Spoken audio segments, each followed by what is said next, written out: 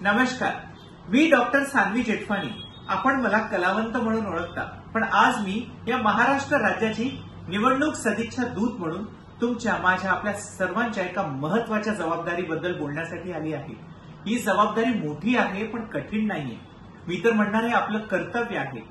ही जबाबदारी म्हणजे येत्या निवडणुकीत मतदानाचा हक्क बजावण्याची जिम्मेदारी. आपल्याला माहितीये, सध्या वातावरण निवडणुकीमय झालं आहे. महाराष्ट्र राज्यामध्ये 5 टप्प्यामध्ये मतदान होणार आहे. त्यामध्ये दुसऱ्या टप्प्यात अकोला, वाशिम, भागलपूर, हिंगोली, नांदेड, यवतमाळ, अमरावती, परभणी या सर्व जिल्ह्यांमध्ये 26 एप्रिल 2024 ला मतदान होणार आहे.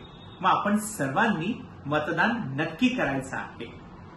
मतदान, निवडणुकी या फक्त राजकारणी आणि उमेदवारांसाठी नाही, या तुमच्या माझ्या आपल्या देशाच्या भविष्यासाठी आहेत. या उलट या लोकशाहीच्या समृद्धीसाठी आहेत. मग आपण सर्वजण कुठलंही कारण न देता मतदान करायचं आहे. आणि मतदानाच्या दिवशी जी आपल्याला सुट्टी मिळणार आहे ना, ती फक्त आणि फक्त मतदानासाठी आहे. आपण सुट्टीवर न जाता मतदान करायचं आहे. यासोबत एक महत्वाची बाब, ती म्हणजे आपल्याला निवडणूक येण्यापूर्वी मतदान केंद्र कुठलं हे जाणून घ्यायला पाहिजे, जेणेकरून ऐनवेळी कुठलाही घोळ व्हायला नको. यासाठी वोटर हेल्पलाईन आपल्या मदतीला आहे. चला, आपण सर्वजण माझं ऐकणार ना?